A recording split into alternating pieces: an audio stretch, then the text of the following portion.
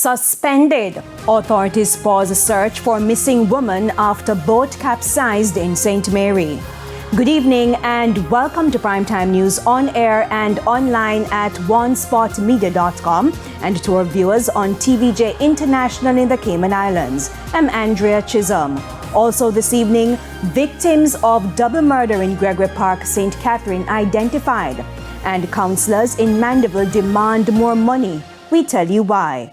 There's also sports and weather in this news package, so stay with us. Details right after this break.